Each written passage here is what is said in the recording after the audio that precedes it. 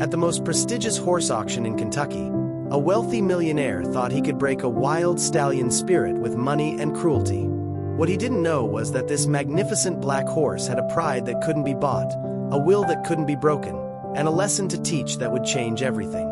This is the story of Midnight, a horse who refused to bow, a millionaire who learned humility the hard way, and a transformation that proves sometimes the greatest teachers have four legs.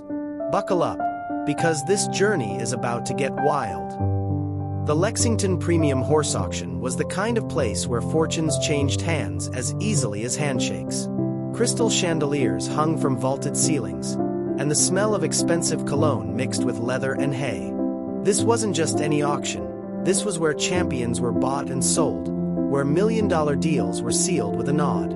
On this particular September evening, the auction house was packed with over 300 of the wealthiest horse enthusiasts in the country. Ranchers in expensive boots, oil tycoons looking for status symbols, and professional trainers scouting for their clients filled the plush velvet seats.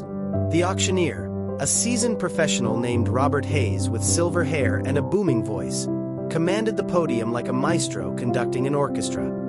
"Ladies and gentlemen," he announced, his voice echoing through the hall, "we now come to lot 47. I must warn you, this next horse is special." A murmur rippled through the crowd. In the horse world, special could mean extraordinary or it could mean trouble. Usually both. The large doors at the back of the auction ring swung open, and the entire room fell silent. Into the spotlight walked the most magnificent horse most of them had ever seen. A pure black Frisian stallion, standing 17 hands high, with a flowing mane that cascaded like a waterfall of silk and a tail that swept the ground. His name was Midnight, and he was absolutely breathtaking. But what made the crowd gasp wasn't just his beauty, it was his presence. Midnight walked into that auction ring like he owned it. His head was held high, his neck arched proudly, his dark eyes blazing with intelligence and defiance. The handler leading him looked nervous, keeping the lead rope as loose as possible, clearly afraid of triggering the stallion's temper. "This is Midnight," the auctioneer announced. 7-year-old Frisian stallion, impeccable bloodlines tracing back to the finest European stock.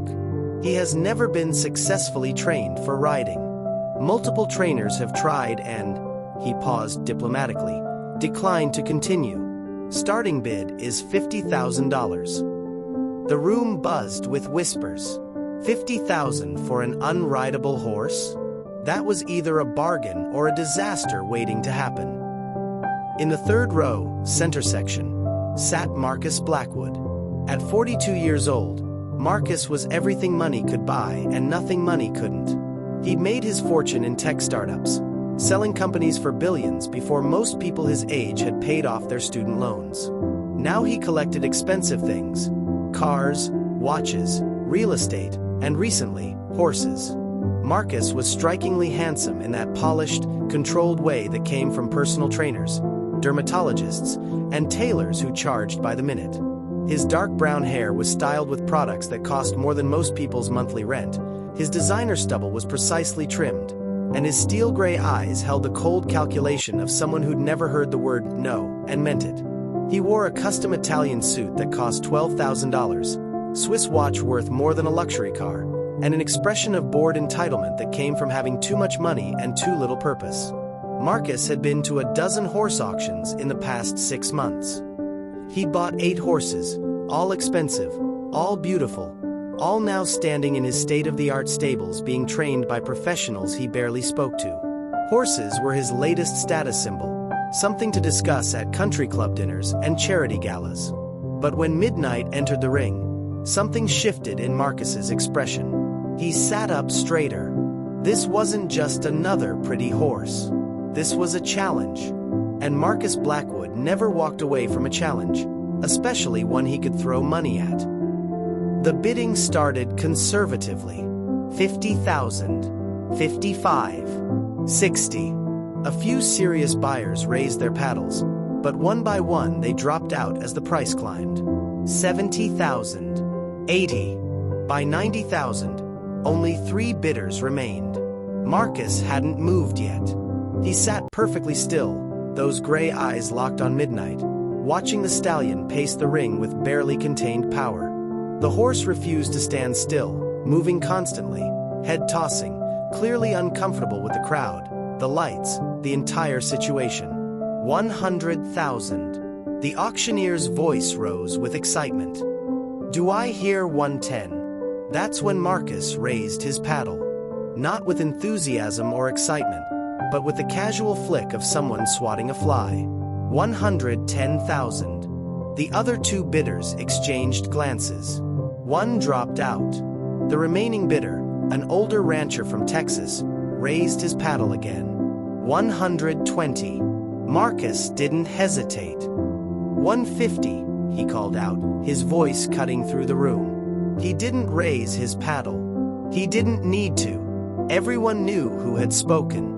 The room went silent. The Texas rancher shook his head and set his paddle down. The auctioneer looked around the room one last time. Going once, twice. Sold to Mr. Blackwood for $150,000. Applause rippled through the crowd. Marcus stood, buttoning his suit jacket with a satisfied smile. He just bought the most expensive horse of the night, and more importantly, he'd won. As he walked toward the payment office, he didn't even glance back at Midnight. The horse was just another acquisition, another trophy for his collection. But Midnight was watching him. Those dark, intelligent eyes tracked Marcus's exit with an expression that almost looked like recognition. Or perhaps, challenge accepted. 3 days later, Midnight arrived at the Blackwood estate, a sprawling 200-acre property in the horse country outside Lexington. The estate was everything money could buy. A main house that looked like a small palace, perfectly manicured grounds, a state-of-the-art stable facility with 30 stalls, indoor and outdoor arenas, and every piece of equipment a horse could possibly need. Marcus watched from his home office window as the transport trailer pulled up to the stable. He'd sent his head trainer, James Rodriguez, to handle the delivery. James was a stocky, experienced horseman in his 50s who'd worked with difficult horses for 30 years. If anyone could handle Midnight, it would be James. What Marcus didn't see from his window was the struggle happening at the trailer. Midnight refused to unload. He planted his hooves at the top of the ramp and wouldn't budge. It took James, 2 stable hands, and 45 minutes of patient coaxing before the stallion finally descended, snorting and tossing his head the entire way. James led Midnight to the largest stall in the facility, a corner unit with windows on 2 sides, fresh bedding, automatic water, and premium hay. Any other horse would have been in heaven. Midnight paced the stall like a caged panther, his hooves striking the floor in an angry rhythm. "He's got spirit, I'll give him that," James muttered, watching the stallion. "But Mr. Blackwood wants him rideable in 3 weeks. That's going to be challenging." Scene 6. The first encounter, 13:30 to 16:30. Marcus finally came to the stables that evening, after his massage appointment and before his dinner party. He approached Midnight's stall with the confidence of someone who believed money solved everything. "So this is the infamous Midnight," Marcus said, stopping at the stall door. He didn't wait for James's advice or warning. He simply slid the bolt and opened the door, stepping inside. James's eyes went wide. "Mr. Blackwood, sir, I wouldn't." But Marcus waved him off. "It's fine, James. Horses can sense fear, right? And I'm not afraid of anything I've bought and paid for." Midnight had been standing at the far corner of the stall. When Marcus entered, the stallion turned slowly, those dark eyes fixing on this human who dared enter his space uninvited. His ears went flat against his head, the universal equine warning sign. Marcus walked forward, reaching out to touch Midnight's neck. "You're mine now," he said, his voice carrying that entitled tone he used with everything he owned. "And you're going to learn who's boss around here. I don't care how many trainers you've thrown off. I've tamed boardrooms full of men twice as stubborn as you." It happened in an instant. Midnight reared up, his massive hooves flashing in the air just inches from Marcus's head.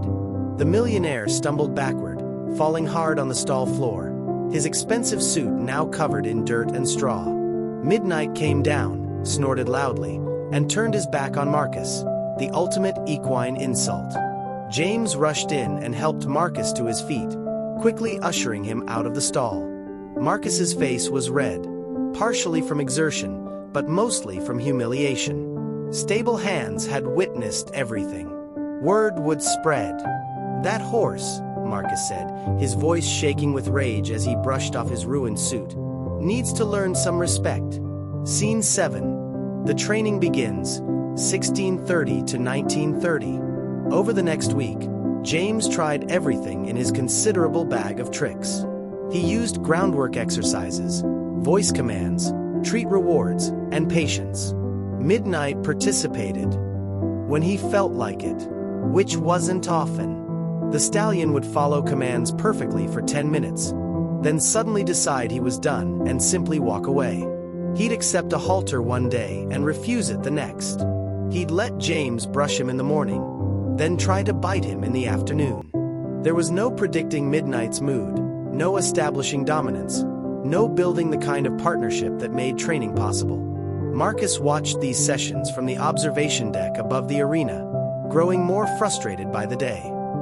He'd paid $150,000 for this horse. He'd told everyone at his last dinner party about his new champion Frisian. And the damn animal wouldn't even let anyone on his back. "James," Marcus called down one afternoon.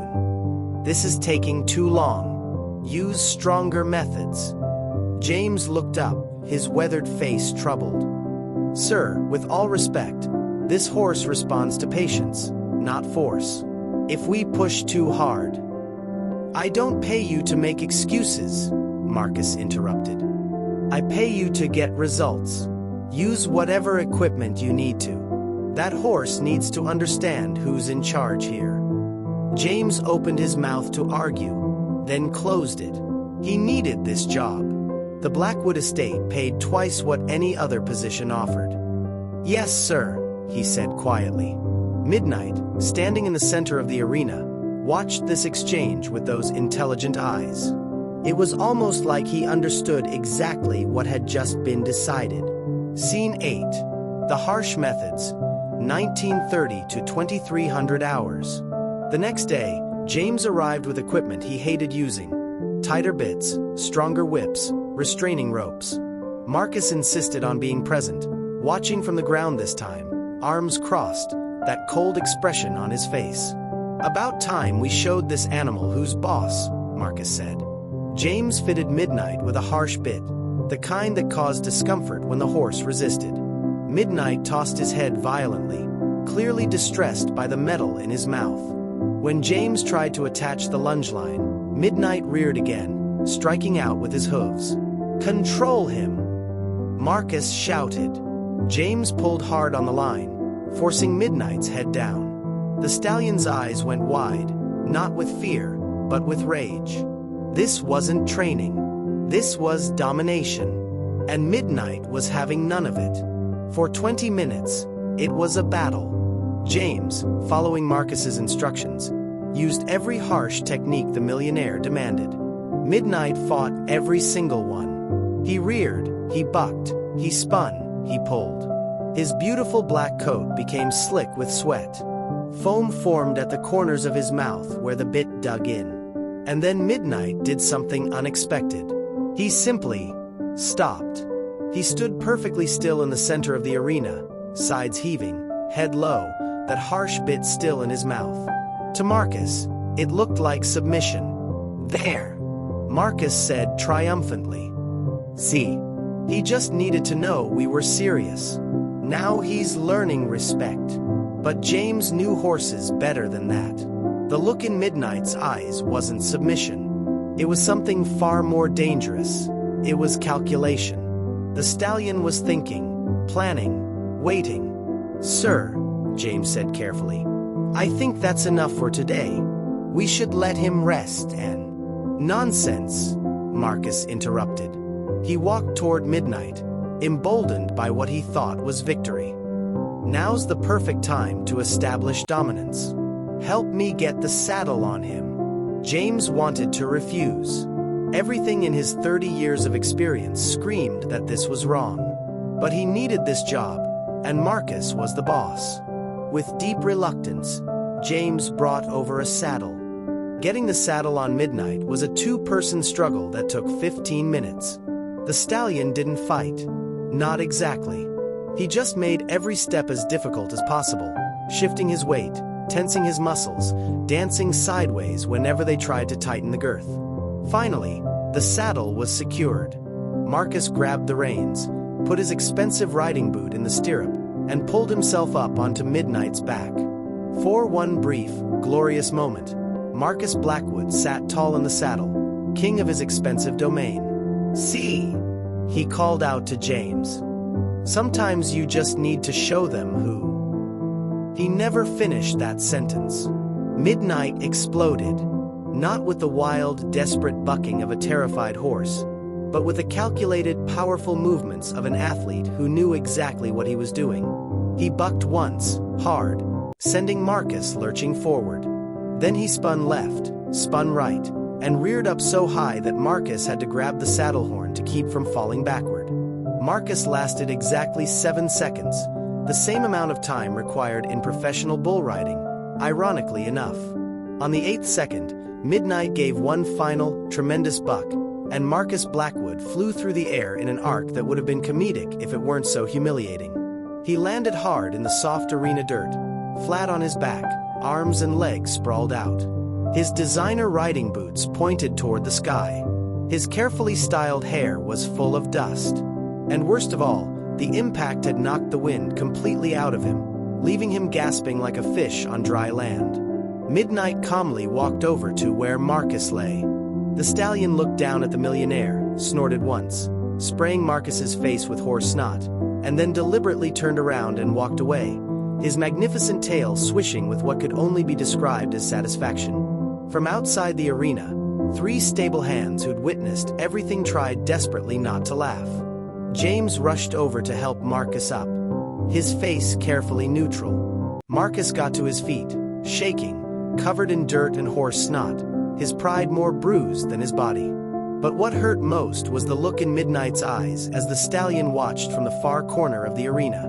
It wasn't fear or respect. It was something worse. It was contempt. That night, Marcus sat in his luxurious home office, nursing a glass of whiskey and a wounded ego. His body ached from the fall, but that was nothing compared to the humiliation burning in his chest. By now, everyone at the stable would have told the story. By tomorrow, it would probably be all over the local horse community. Marcus Blackwood, tech millionaire, thrown by his own horse. He pulled out his phone and made a call. "Richard, it's Marcus. I need you to find me the toughest horse trainer in the state. Someone who specializes in difficult animals. Price is no object." On the other end, his assistant Richard hesitated. "Sir, are we talking about Midnight?" "Yes, we're talking about Midnight," Marcus snapped. "That horse humiliated me today. I want someone who can break his spirit, make him submit. I don't care what methods they use. I want that animal turned into a proper, rideable horse." "Understood. Yes, sir. I'll make some calls." Marcus ended the call and took another sip of whiskey, staring out the window toward the stables. Out there in the darkness, Midnight was probably standing in his stall, completely unbothered, while Marcus couldn't stop replaying those 8 seconds of humiliation. "You're just a horse," Marcus muttered to himself. "And I always win. Always." But somewhere in the back of his mind, a small voice whispered a question he didn't want to acknowledge. What if this was one battle money couldn't buy? 3 days later, a beat-up Ford truck pulled up to Blackwood Estate. Out stepped Jake Morrison, the specialist Marcus had paid $5,000 to fly in from Montana. Jake was in his late 50s, built like a barrel, with a weathered face that had seen more than its share of sun, dirt, and difficult horses. He wore dusty jeans, scuffed boots, and a black cowboy hat that had probably been new during the Clinton administration. Marcus met him at the stable, expecting more. Jake looked like a ranch hand, not a specialist worth $5,000. "You're Morrison?" Marcus asked, not hiding his disappointment. "That's right," Jake said, his voice gravelly from decades of shouting over wind and horses. "You got a problem horse, I hear." "I have a horse that needs to learn obedience," Marcus corrected. "I was told you specialize in firm training methods." Jake's expression didn't change. "I specialize in horses that other people have given up on. But let's get something straight right now. I don't break horses. I train them. There's a difference." Marcus frowned. "I was told you were tough, that you could handle any horse." "I can," Jake said simply. "But tough doesn't mean cruel. Now, you gonna show me this horse, or we gonna stand here measuring who's tougher?" Marcus bristled at the tone but led Jake to Midnight's stall. The stallion was at the back, as usual, watching their approach with those alert, intelligent eyes. Jake stopped at the stall door and just looked.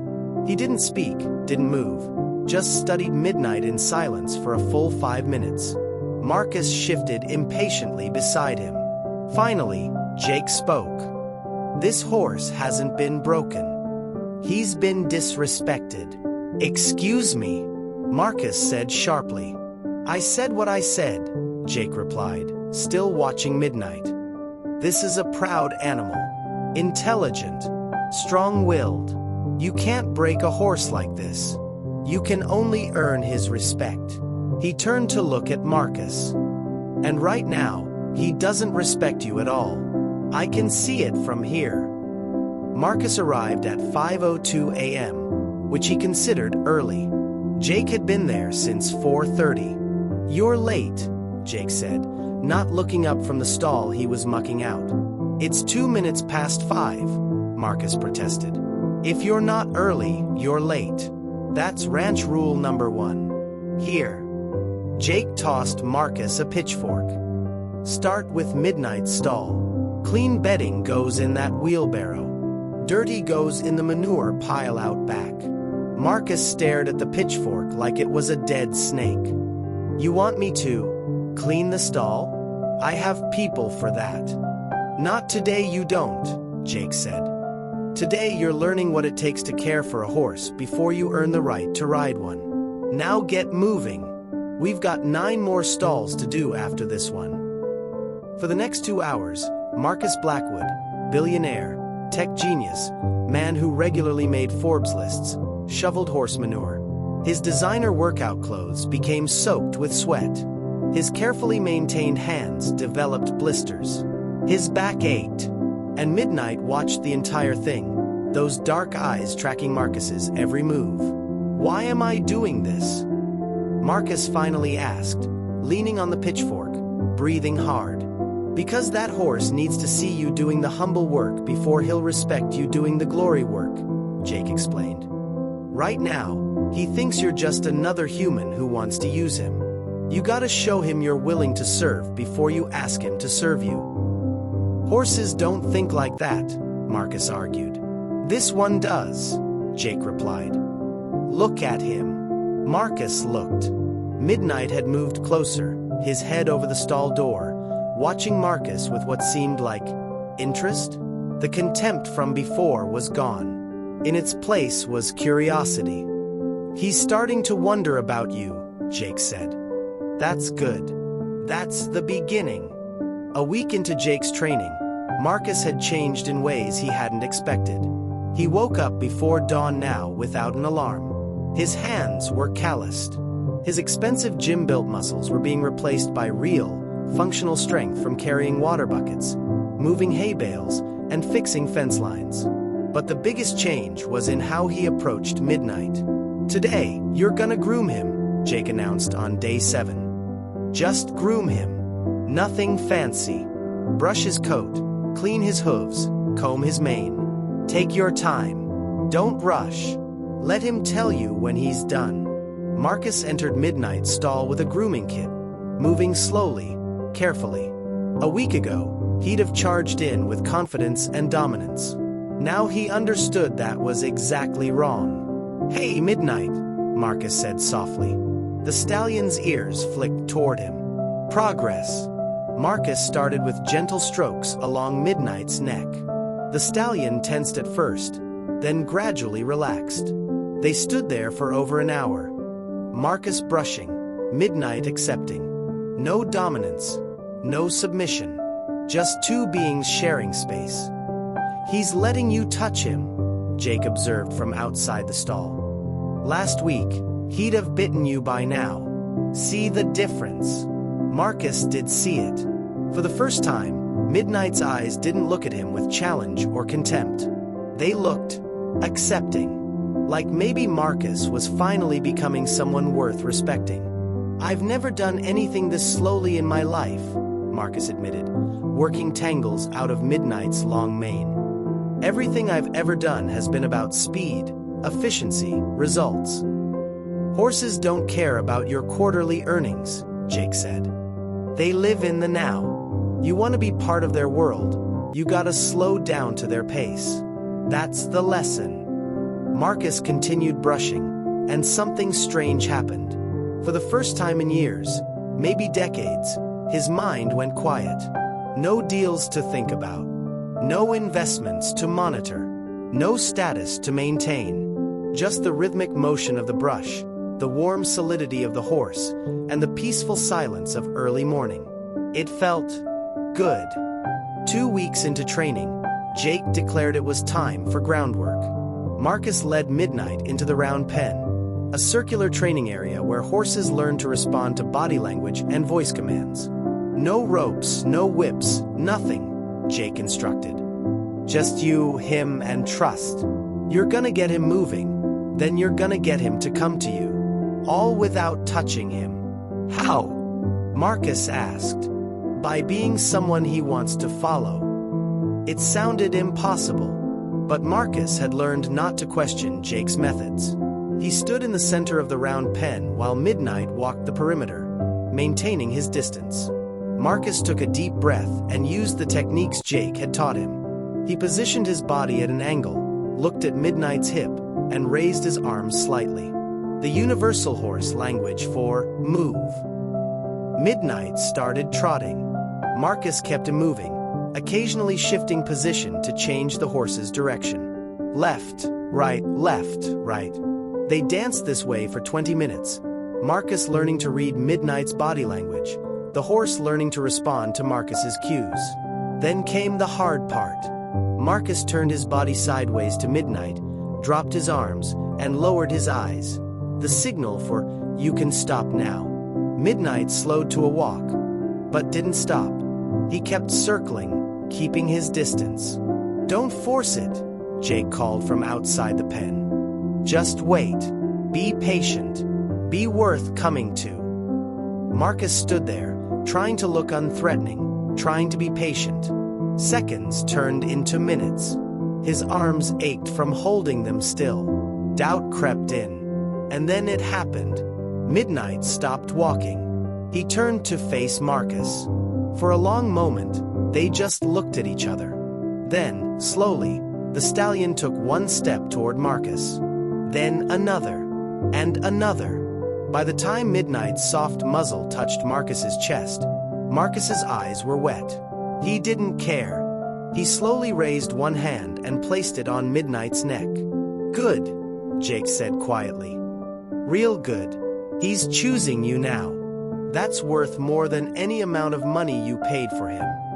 3 weeks after Jake arrived, he made an announcement that sent a jolt of anxiety through Marcus's stomach. Today you ride. Already? Marcus asked. I thought we'd need more time. You're ready. More importantly, he's ready. He trusts you now. Question is, do you trust him? That was the real question, wasn't it? Marcus had been thrown before. The humiliation still stung. What if it happened again? Fear's natural, Jake said, reading his expression. But this time, you've earned the right to sit on his back. That makes all the difference. Come on. They tacked Midnight up, slowly, carefully, with the stallion's full cooperation. The harsh bit Marcus had used before was replaced with a gentle snaffle. The tight girth was snug but not restrictive. Everything communicated respect, not dominance. Marcus led Midnight to the mounting block. His heart pounded. The last time he'd tried this, it had ended in disaster and humiliation. "Don't think about last time," Jake advised. "That was a different you and a different relationship. This is new. Trust it." Marcus took a deep breath, placed his foot in the stirrup, and slowly swung his leg over Midnight's back. He settled into the saddle, waiting for the explosion, the buck, the inevitable fall. It didn't come. Midnight stood perfectly still, his ears forward, relaxed. Marcus sat there, barely breathing, hardly believing it.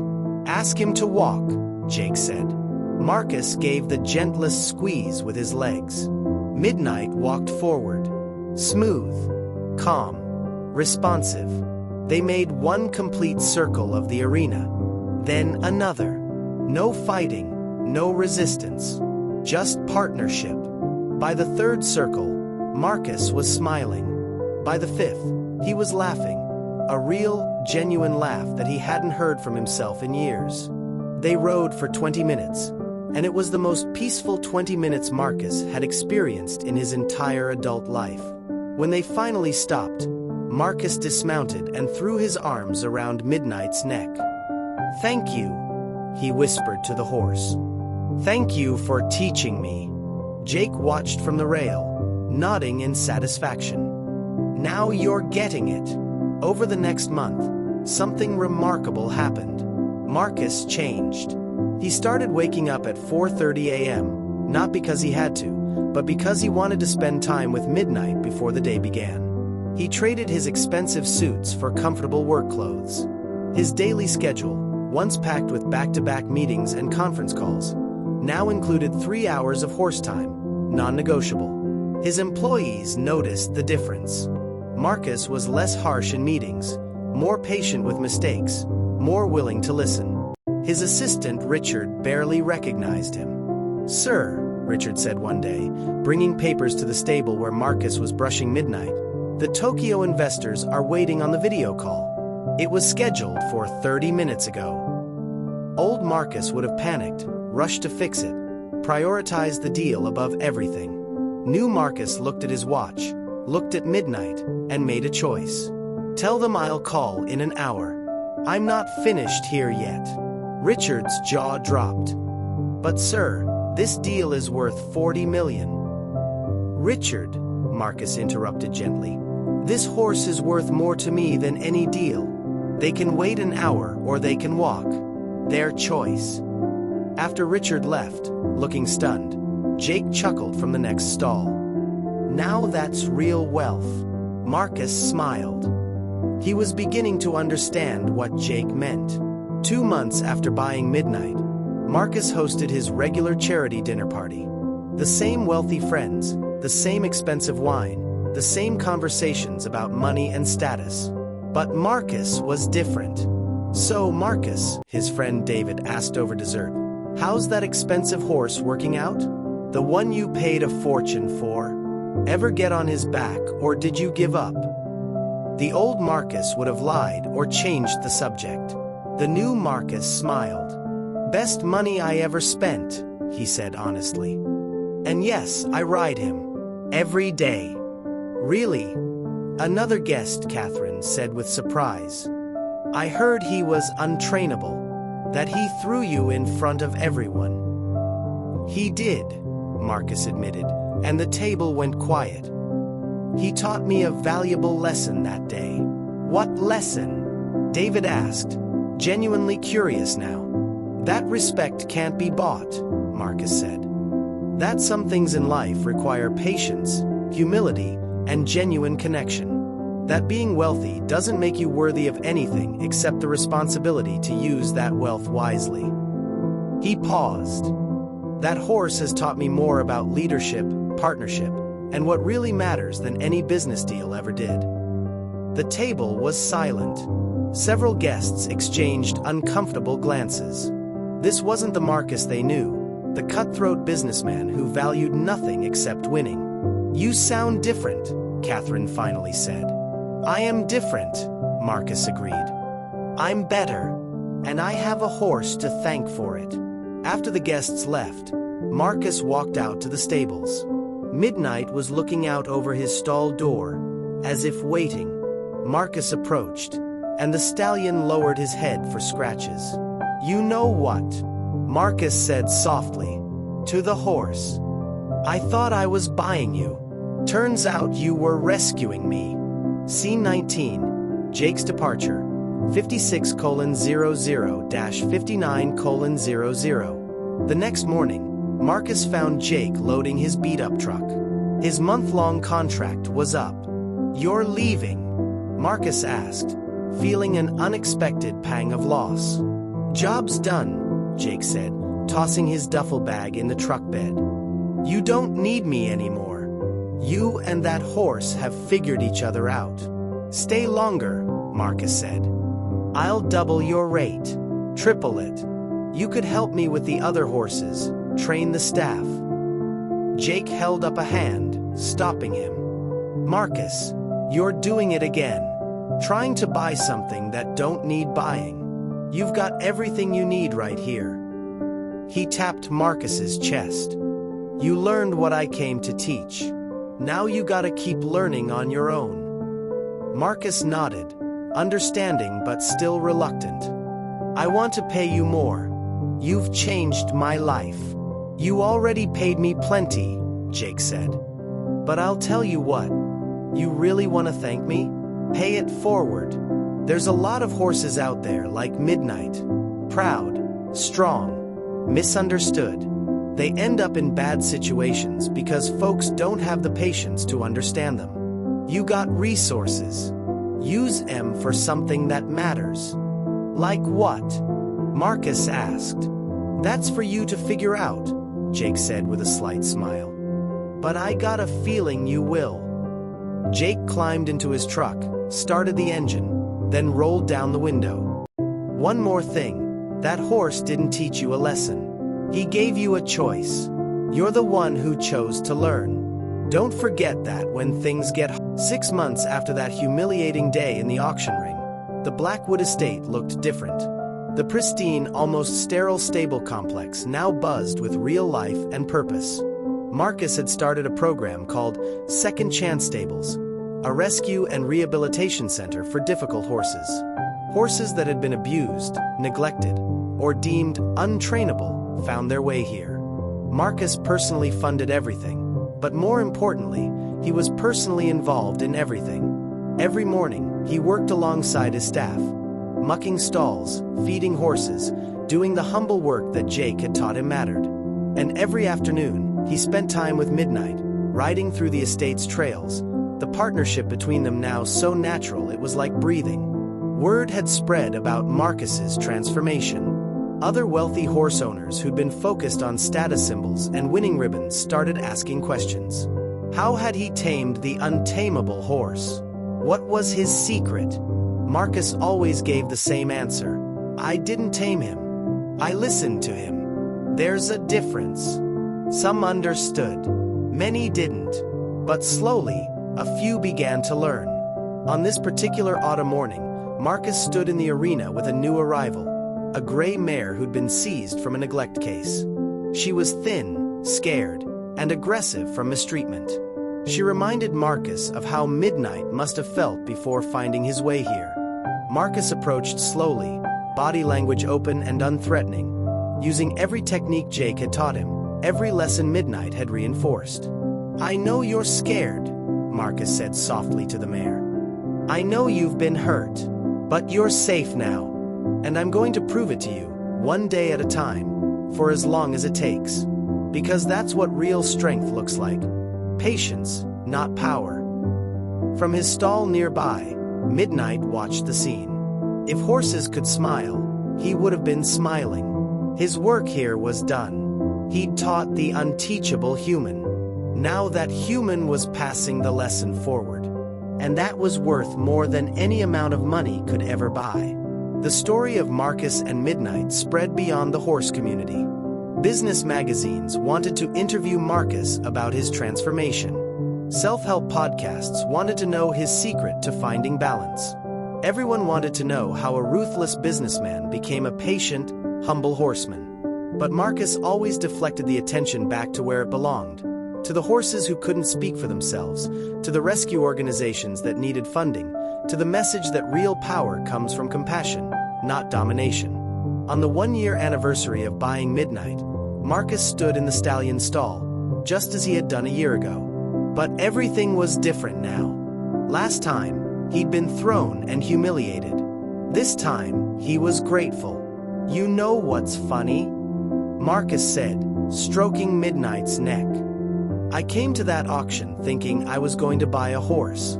I had no idea that horse was going to buy my soul back from the life I was wasting. Best $150,000 I ever spent, and the worst investment I ever made, all at the same time."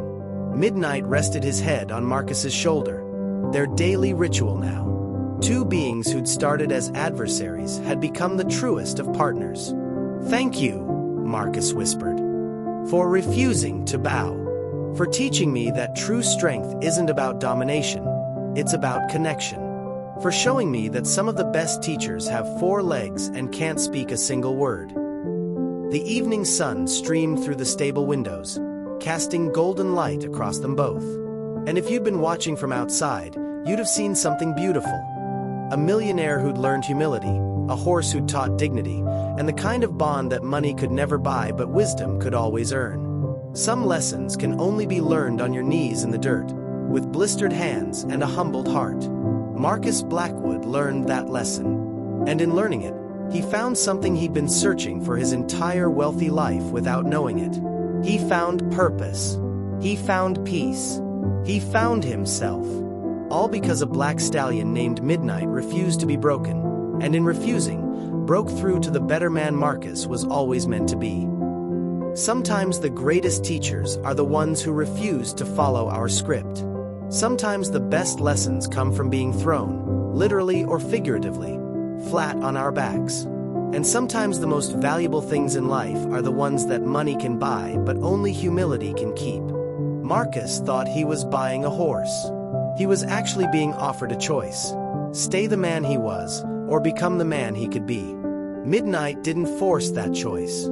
He simply made it impossible to ignore. So the next time life throws you, literally or figuratively, ask yourself, is this a humiliation, or is it a lesson? Is this a setback, or is it a setup for something better? Is this the end of something, or the beginning? Because sometimes, the best thing that can happen to us is being proven wrong by someone wiser than we are. Even if that someone has 4 legs and a mane.